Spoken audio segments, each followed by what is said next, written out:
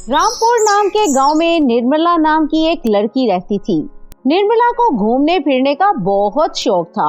जब भी उसे मौका मिलता तो अपनी सहेलियों का ग्रुप बनाकर उनके साथ घूमने जाया करती थी। इस तरह एक दिन निर्मला अपनी सहेलियों के साथ गांव से दूर एक पहाड़ी पर मौजूद झील की सैर का फैसला करती है।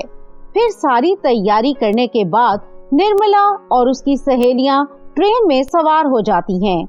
वो सभी लड़कियां मजे से हंसते गाते हुए अपना सफर काट रही थी।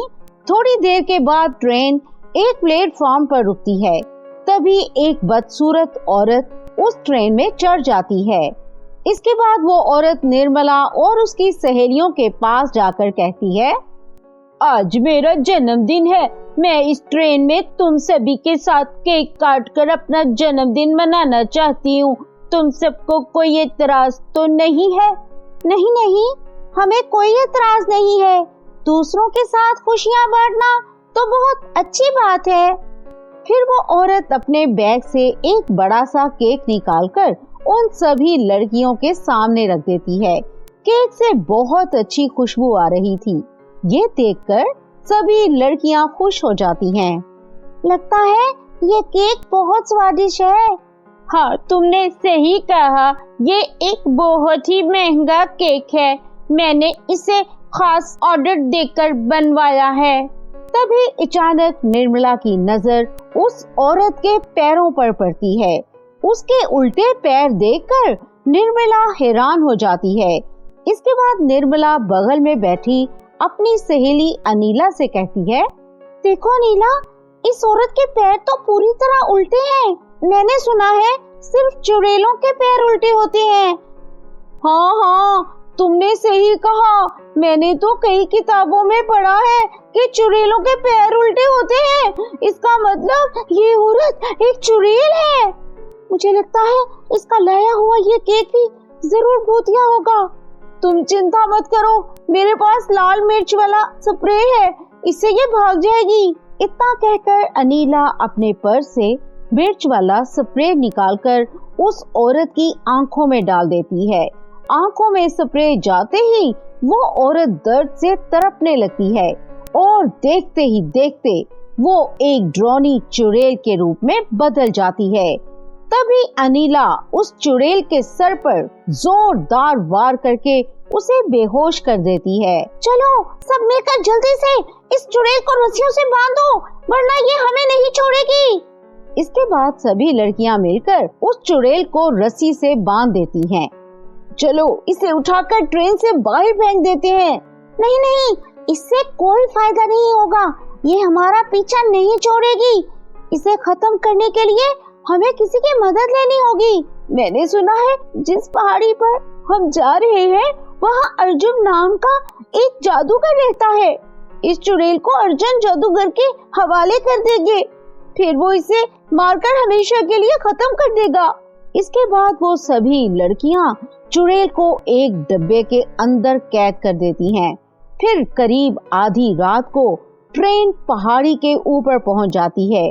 वो सभी लड़कियां प्लेटफॉर्म पर उतर जाती हैं। अब हमें जल्दी से अर्जुन जादूगर को बुलाकर यहाँ लाना होगा।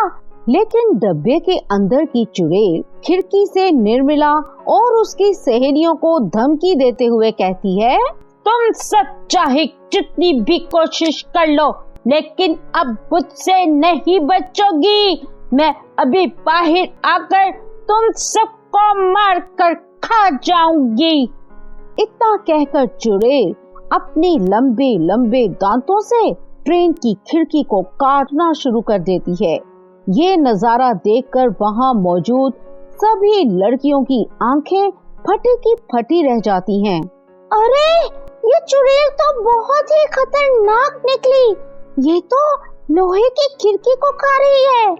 लगता है ये थोड़ी देर में डब्बे से बाहर निकल आएगी। हमें फौरन कुछ करना होगा। लेकिन वो चुड़ैल खिड़की के साथ साथ डब्बे के आधे हिस्से को खा जाती है। तभी प्लेटफॉर्म पर खड़ा एक आदमी जोर से चिल्लाते हुए कहता है, अरे ये ट्रेन खाने वाली चुड़ैल है, ये हम सबको मारकर खा जाएगी। सब लोग भागो यहाँ से।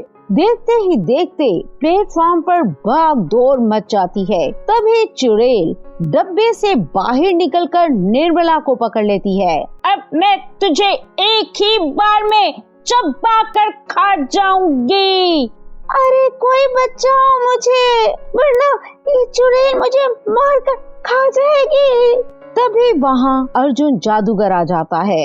अर्जुन जादूगर फौरन एक लोहे का जाल फेंककर चुड़ैल को पकड़ लेता है।